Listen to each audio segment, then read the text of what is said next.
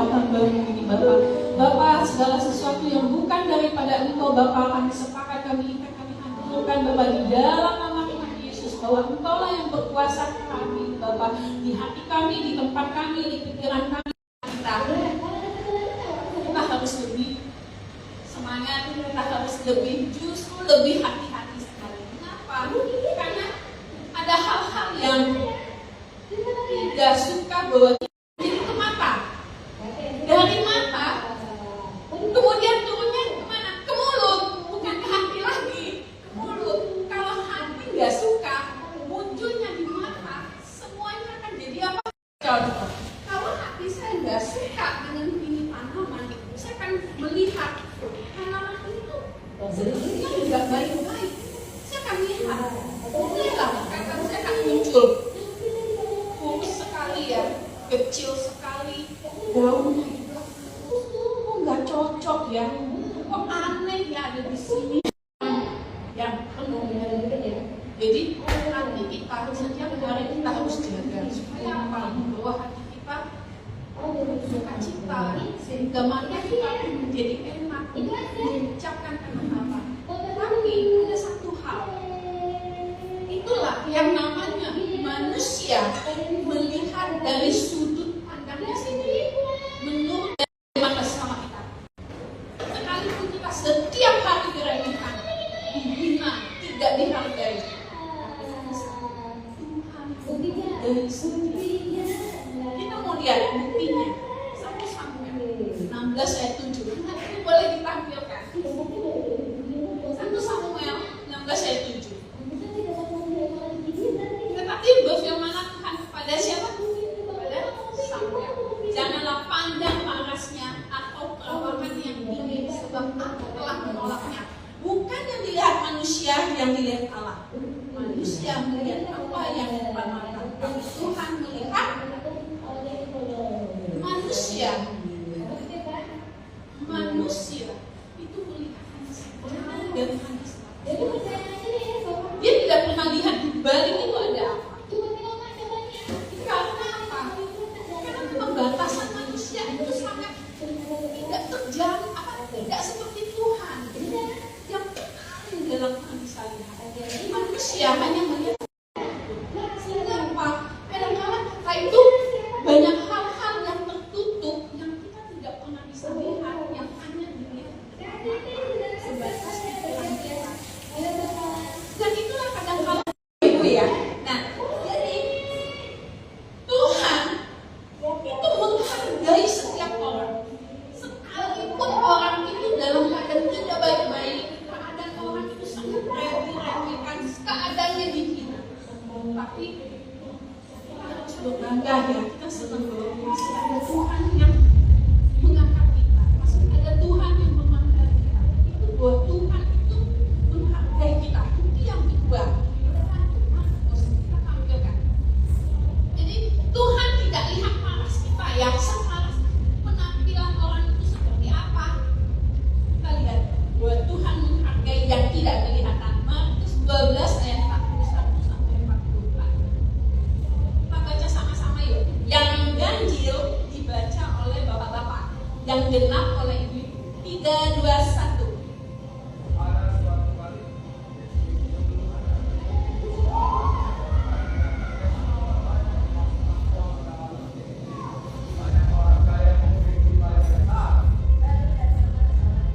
Miskin dan dia memasukkan 2 peser.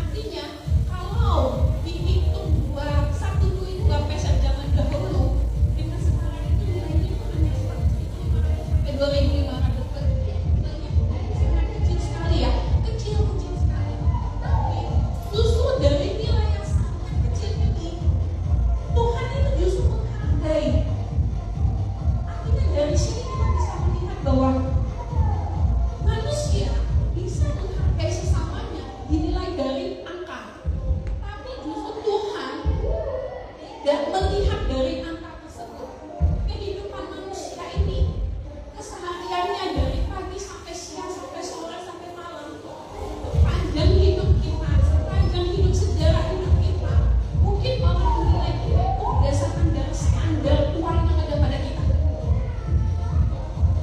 Berapa nilai harga diri kita dihina, dihormati, itu berdasarkan dari uang. Tapi bagi Tuhan, untuk memandang kita itu tidak dilihat dari segi uangnya. Kenapa? Kita berada di mana? Coba kita pikirkan Bapak Ibu. Kadang-kala justru dengan keadaan adanya hadirnya orang-orang yang tidak berharga, yang kita anggap itu tidak ada apa-apanya, yang kita anggap dia tidak pandai, dia tidak kaya, dia tidak jenius, dia tidak. Justru sebenarnya kehadiran mereka itu adalah melengkapi untuk kehidupan kita. Iya nggak Bapak Ibu? Keadaan mereka yang tidak memenuhi standar itu sebenarnya mereka itu sedang Tuhan sediakan untuk kita menjadi kita itu sempurna dan baik. Mungkin katakanlah kalau ini terlalu tinggi, Bapak Ibu kita lihat sebuah bangunan itu lantai ini ubinya semuanya ukurannya besar-besar. Tapi coba perhatikan, apakah dari ujung sana sampai ujung kiri sampai ujung kanan semua ubi itu sama besarnya? Tidak. Di sisi paling ujung kiri kanan itu ada yang namanya bagian-bagian kecil yang pecahan-pecahannya kecil. Apakah paling ujung sisinya sana dia besar? Tidak. Masih tidak ada bagian itu kecil. Bahkan ukuran besar pun ubi itu akan dipotong menjadi kecil. Supaya apa? Justru disitulah yang kecil itu menjadi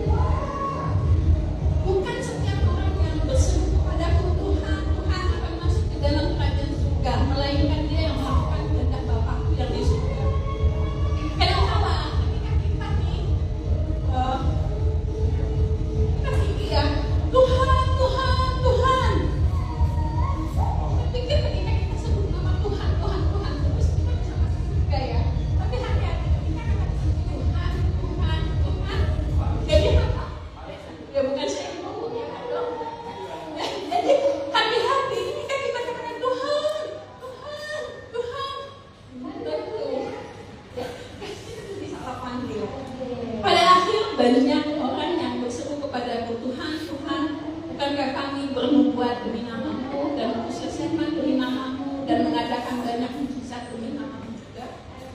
Kadang-kadang ketika kita sudah sebut nama Tuhan, Tuhan, kita bukan melakukan hal-hal yang baik, hal-hal yang hebat, tapi itu hanya standarnya kita.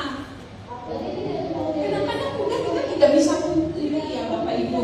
Coba kalau kita misalkan duduk, kalau kita ada waktu senggang kita duduk, apakah betul ketika kita melakukan hal yang baik mengatasnamakan Tuhan itu betul-betul murni, atau kita masih ada yang namanya kita memberikan pertolongan, memberikan bantuan, menolong itu menurut standarnya kita. Standarnya kita seperti apa? Oh iya, standarnya kita itu adalah biasanya kan namanya kita manusia ya, pasti selalu kita untung ya. Ada nggak manusia yang pengen rugi? Nggak ada ya. Semua lah, kita nggak usah jaim lah di sini ya. Kita sama-sama open lah di sini. Karena ini ruangannya tuh walaupun ada yang ada live streaming ya Bapak Ibu ya, tidak kita bisa mengungkiri karena kita ini manusia ini memang sudah jatuh dalam dosa. Artinya apa? Ada sesuatu yang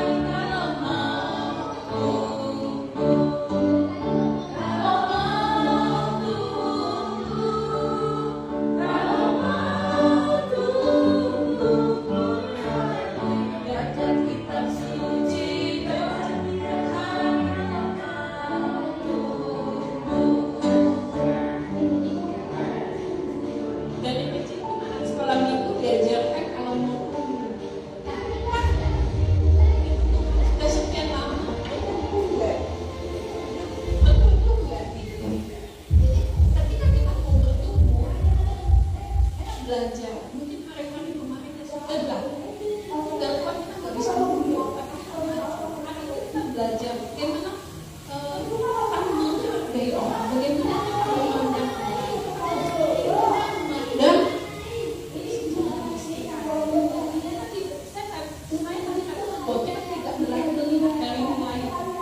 yang uangnya, tapi kita mau lihat bagaimana cara kita memandang yang terendah, memandang yang terpuruk.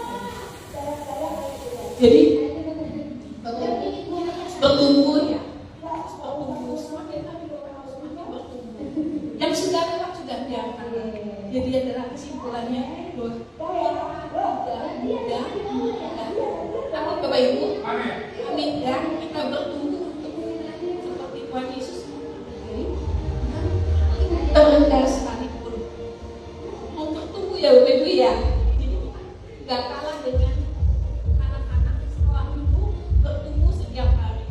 Jadi Tuhan itu sangat menghargai. Tuhan itu menghargai orang-orang yang bekerja. Kalau Tuhan saja bisa menghargai orang-orang yang bekerja di dalam komunitas sisi atau saling bagi yang bekerja. Ya nggak? Amin nggak Bapak Ibu? Ya. Yang kedua, Tuhan tuh nggak pakai orang, Tuhan bisa pakai orang yang bekerja. Mungkin ketika kita nggak bisa bahagia waktu, nggak mau tinggi, tapi Tuhan bisa pakai orang yang nah, ketika Tuhan hadirkan di dalam kehidupan kita untuk menyatakan kesalahan kita harus terima.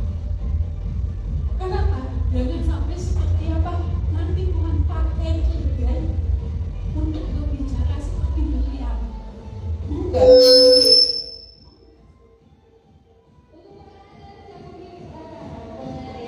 Kenapa ini memang benar? Ketika semua pekerjaan Tuhan ada dari apa dia kita katakan benar. Tapi kan dari awal tadi saya katakan dalam kehidupan kita ini kita diobok-obok. Tapi ternyata bukan hanya hati kita pun saat ini sedang diobok-obok ya. Kenapa? Beberapa kali ini terganggu. Tapi kita katakan bahwa ini bukan yang menghalangi kita untuk bukan hati kita tidak suka cita. Dari luar sudah terganggu, tapi kita tetap harus tetap fokus. Bagaimana Tuhan membawa sukacita?